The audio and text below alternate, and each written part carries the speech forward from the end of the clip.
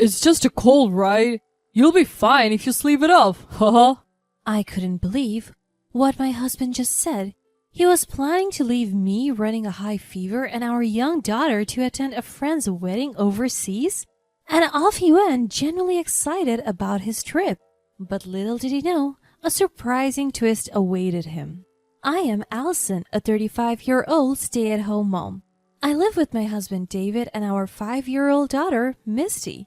Misty loves reading picture books. She's a sweet, kind-hearted girl who laughs a lot, my pride and joy. David has many friends and is well-versed in various hobbies. His stories were always entertaining. He was the man I was proud to be with. I believed that marrying someone as wonderful as David would lead to a happy marriage. And it was blissful in the beginning. Our newlywed life was sweet and we were blessed with a child fairly quickly. I quit my job when I got pregnant as per David's request.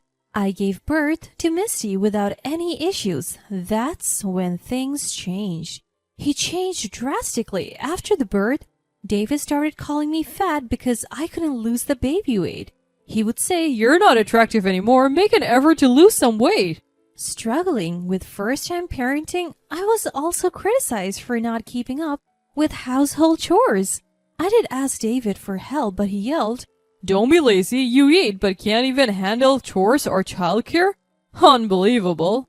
David seemed to resent that his time was being consumed by household duties and childcare. I was shocked to discover this selfish side of him, especially after he was so happy about the pregnancy. If I ever asked David for help, he would complain to neighbors and relatives that I was neglecting my duties, making me feel ashamed. I became hesitant to confront David. I was afraid he would spread more false stories about me. But the biggest issue was money. When it was just the two of us, we both contributed to a joint account and spent the rest freely. After Misty was born, David took over the finances since I had no income. But he hardly gave any money for living expenses. He once told me to manage on just $300 for the three of us. Stress, I couldn't produce enough breast milk, so Misty was on formula. Between formula and diapers, $300 was nowhere near enough. When I tried to save by cooking budget meals, David would get furious, saying, "Don't serve me this cheap-smelling food." I even suggested getting a job to help out, but David looked down on me, saying, "You can't even handle housework, let alone work and raise a child. You're planning to slack off and make me do everything, aren't you? Just manage with the money I give you." David was absolutely against me working, perhaps fearing it would add to his household responsibilities. Now that Misty is 5, David seems to have lost interest in her. He often ignores her when she tries to talk to him, preferring to play with his phone instead. I thought marrying David would lead to a happy family, but I was completely wrong.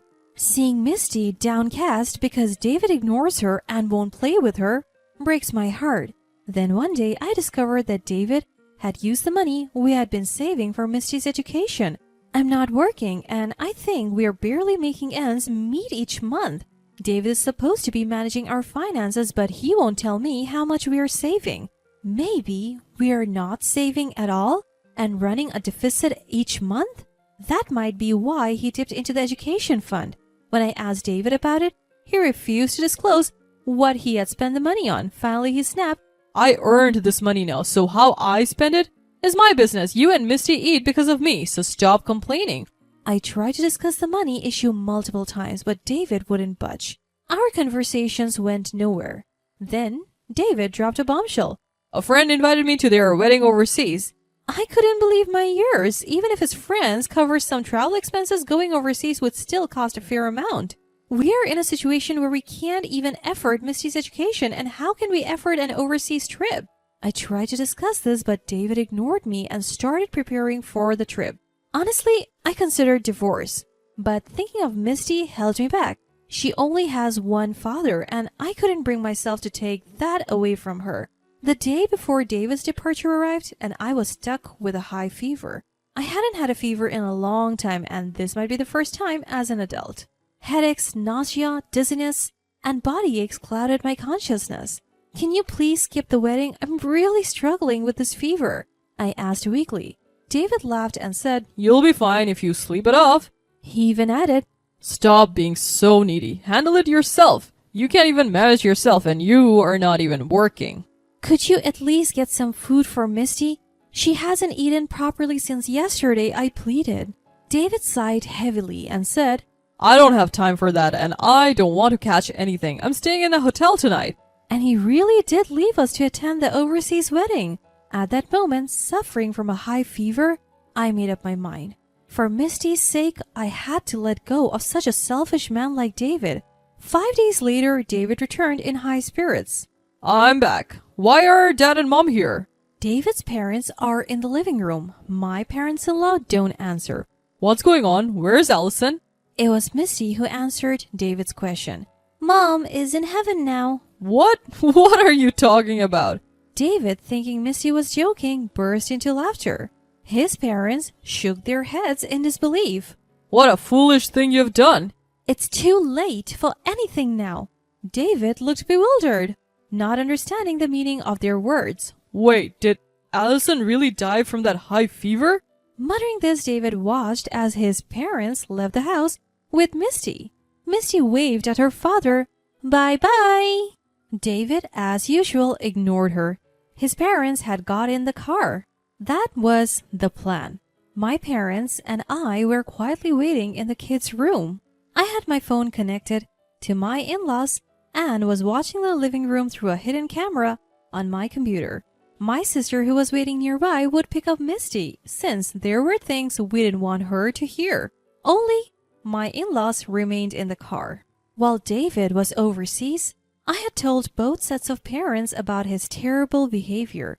I wanted to divorce David, but I knew he would refuse to pay alimony or child support. So I wanted them to know the truth to help with the divorce. I told Misty she might not see David again, and because she said she wanted to see him one last time, I had the in-laws stay in the living room. Misty didn't object to not seeing her father again. She might have understood, even at her young age, that her father was treating her poorly. I had to prioritize Misty's care from now on. I wondered how David would react to Misty's words that Mom is in heaven. Would he reflect on his actions or apologize in tears? I continued to watch the hidden camera in silence, but then David did something unexpected. He suddenly started making a phone call. His voice was elated. Brianna, I don't know the details yet, but it seems my wife is dead.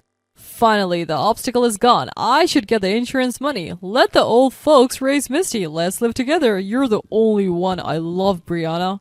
We realized then that David had been having an affair, and he considered me and our child obstacles, planning to use the insurance money to remarry this woman. My parents, who were watching the hidden camera footage with me, were also furious. Since I was on the phone with my in-laws, they had heard David's voice too. They were also angry at David. I signaled to my parents and my in-laws, and we all moved to the living room where David was. Seeing this, David hung up the phone in shock. Wait, Allison, but I thought you were in heaven. I couldn't help but laugh at David's stupidity. Heaven is what Misty calls her room. It was sky blue sheets and white pillows. You wouldn't know because you never talked to her. Wait, is that so? I thought... No, never mind. David, not realizing we had heard his phone call, tried to cover up his tracks. But it was too late. Stop making excuses. We have been watching you on a hidden camera. You left your family with high fevers to go to a wedding, and you have been having an affair? No, that's not true. I haven't been... I cut him off. No more excuses. The decision is made. We are getting a divorce, and I'll be seeking alimony and child support, so be prepared. After I spoke, my father-in-law yelled, his face red with anger. If you get divorced, never show your face here again. You're no longer our son. Right after that, David's cell phone rang, filling the room with his ringtone.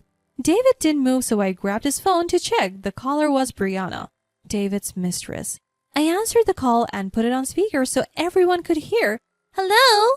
What was that call about earlier? Living together is a joke, right? I have a fiancé, so stop getting the wrong idea. I can't be with a delusional man. Don't contact me again. With that, she hung up. David, now dumped by his mistress too, turned pale and groveled at my feet begging for forgiveness. I'm sorry, please forgive me. If my family disowns me, you're the only one I can rely on. Plus, I can't afford to pay alimony or anything like that. I've already spent so much on Brianna during this trip. David started rambling, even though no one asked him to explain. I glared at him. So you didn't go to a wedding? You abandoned your family for a romantic getaway? Well, you see. David couldn't find the words to defend himself. To think he was foolish enough to abandon his family and ruin himself by confessing an affair? I wondered why I ever married such an idiot. I should have decided to divorce him much sooner. Watching David continue to make a fool of himself, I resolved to move on with my life. Just Misty and me. Later, I checked David's phone and found numerous photos and videos from his trip with his mistress. The story about attending a friend's wedding was clearly a lie. I took this evidence to a lawyer. I formally filed for divorce, seeking compensation and child support. The lawyer visited Brianna, who apparently works at a nightclub, to verify the amount David had spent on her. She claimed she was just entertaining an old man as part of her job, but David foolishly insisted they were in love, causing a big fuss. It became clear that David had been financially supporting Brianna. That's probably why he had been giving me so little for living expenses and even dipping into Misty's college fund. David's life became miserable, burdened with debt from his lavish spending and now additional compensation. It also turned out that he lost his standing at his company when his affair and romantic trips came to light. Apparently, the nightclub where Brianna works is a popular spot for David's colleagues, so David confronted Brianna, causing a scene. Some of David's co-workers were there and word of the affair spread throughout the company. I guess he confronted her because he didn't know she was engaged, but I can't be sure. It's pathetic how he let a young woman manipulate him. This incident led to David becoming isolated at work. He really is a hopeless case. I heard David got demoted and took a significant pay cut. The lawyer who helped me with the divorce and alimony also updated me on Brianna's situation. It seems she met a grim end too. Her fiancé, a regular at the club, found out about her affair with David and called off their engagement. He even demanded compensation for the wedding expenses they had already incurred.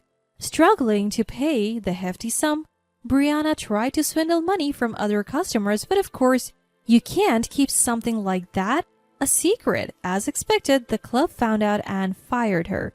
Now, Brianna is working multiple part-time jobs to pay off her debts, living alone in a cramped apartment.